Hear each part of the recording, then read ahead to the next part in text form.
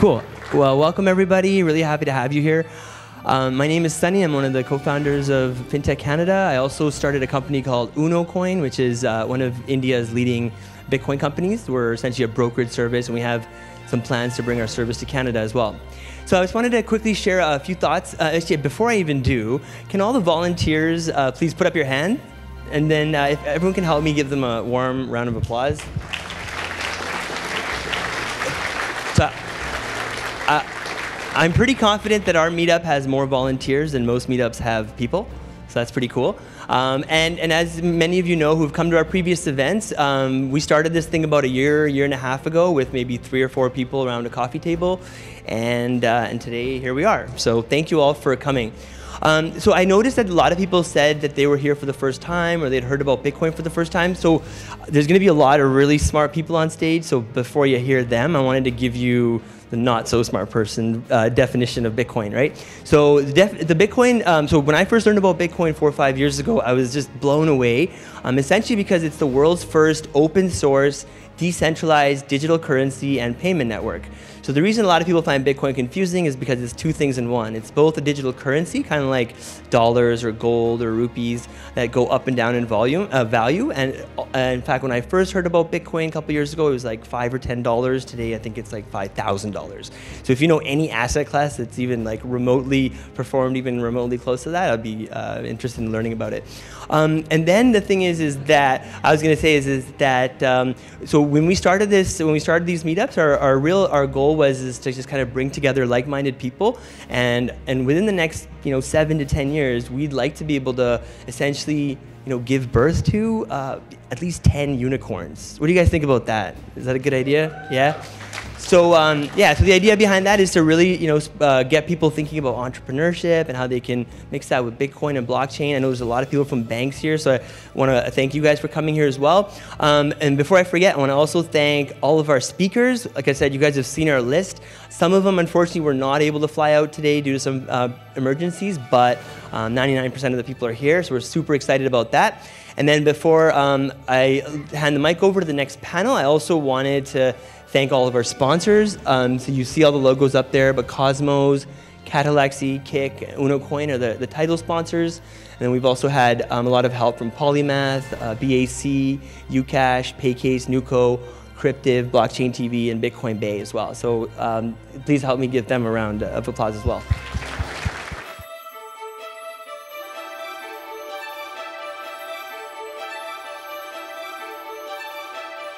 So today we're going to talk about Bitcoin and the comparisons with Ether and Ethereum. So first we'll go down the panel and quickly tell us a little bit about yourselves. Start on your end. Okay, so my name is Jeremiah Skangas, and I started Local Bitcoins in 2012. Local Bitcoins is one of the oldest Bitcoin services out there. It's just a website where you can buy and sell Bitcoin.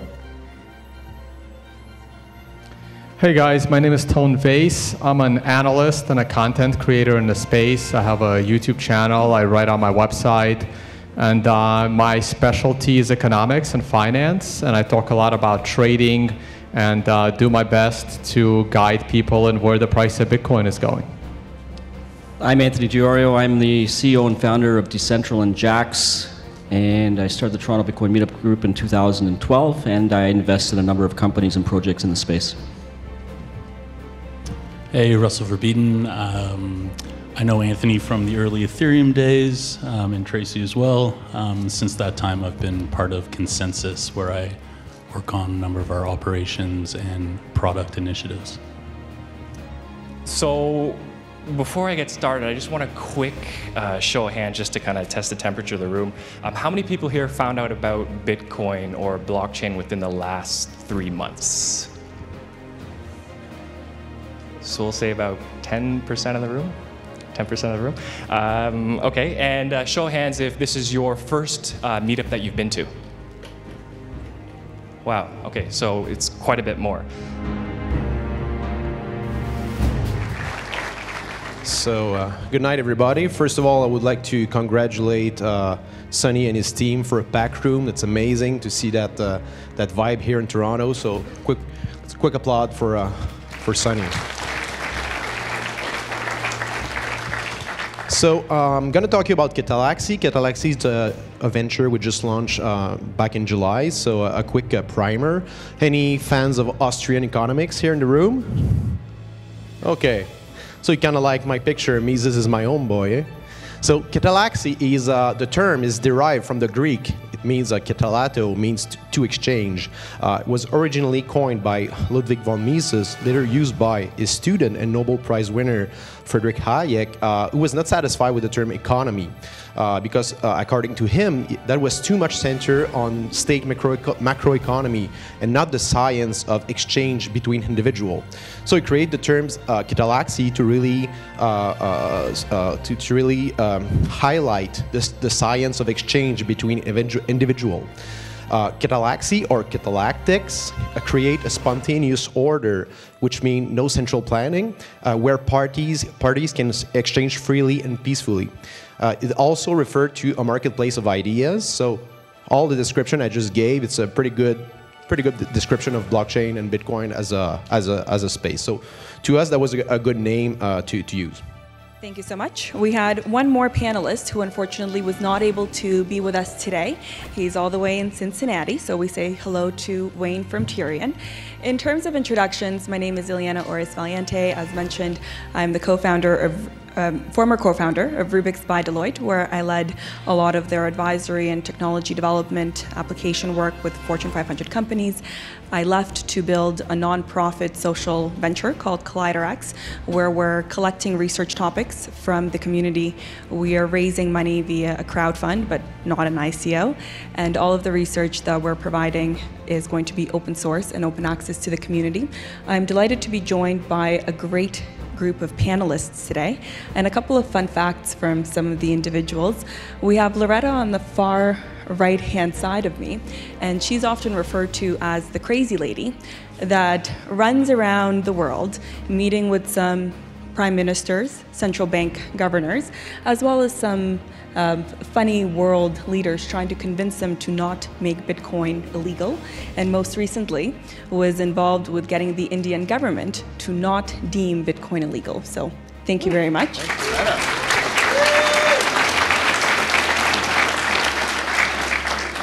And the gentleman sitting to my right, Ethan, generally would be found wearing a skirt, but unfortunately today we were told that we were sitting in director's chairs, so Enterprise. We all had to wear pants, and he has chickens that he raises.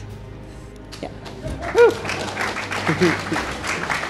And then to his right, we have Niraj, who's the founder of DLT Labs. Previous to that, he was a banker with RBC and with Scotia until he defected and joined R3, where he was then helping the banks figure out their overall blockchain strategy.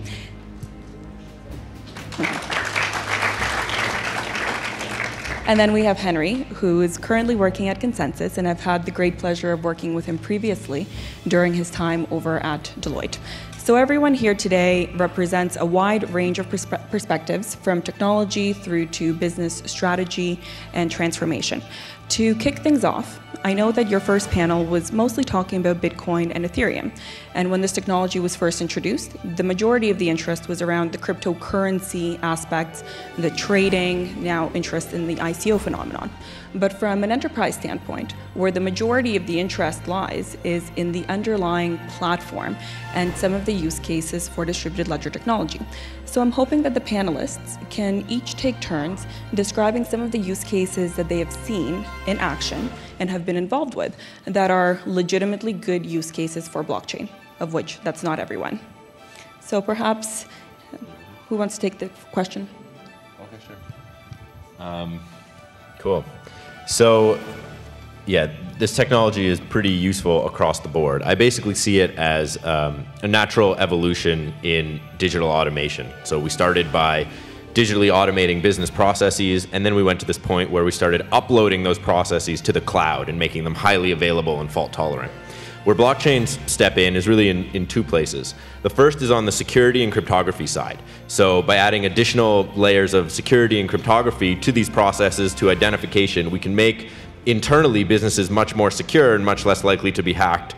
And I've often said that, you know, even if all these cryptocurrencies fail, if we can make the general professional culture more cryptographically competent, I would consider it some amount of success. The other piece is not just making high available and fault tolerant services like we've been doing for the last 10 years or so, but making those services tolerant to malicious behavior. So this is especially important when you start to run business processes across multiple stakeholders. So when you're just confined within a single organization and you kind of trust everyone that's running your infrastructure, you tend to not really need a blockchain. But as soon as you start entering into multi-stakeholder endeavors where you're going across organizations, especially across jurisdictions, that's when this kind of technology comes into play, because it makes sure that even if you can't trust some of the participants to engage honestly, you can still have a database that's not corruptible.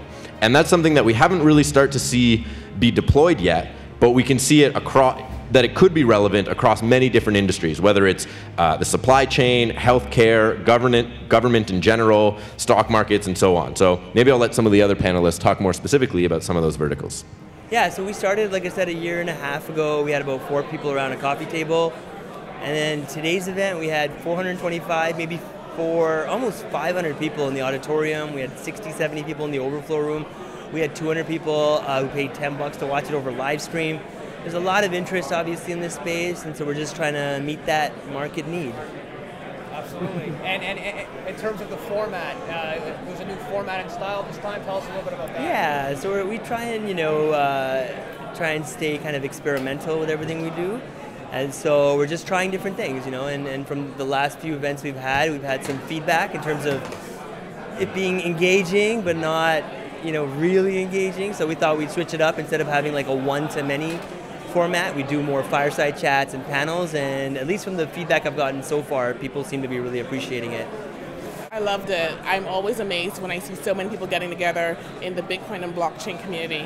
And what I really love about it is that so many people come from out of town, not just the Toronto community that's here. We have people from New York, we have people from Montreal, we have people from Vancouver, and I absolutely love that. So one of my favorite things is every 3 months we have this event, and I get to see all my friends that are coming in from like everywhere. So it's really, really, I love this event. I'm very, very happy, and I can never imagine not coming to this event. And I'm just really amazed that each time it gets bigger, it gets better, we do something different.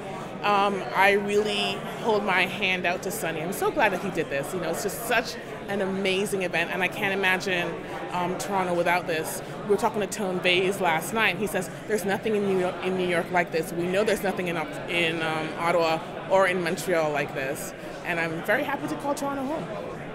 Yeah, so these events that Sunny and the team host are amazing for just community engagement and collaboration. Another great event tonight, full of amazing industry speakers. So many, just great questions, great answers, great collaboration. New friends, old friends as well. It's just a really good time, and we can't really thank Sunny and the team enough for putting on these events to really, bring the community together.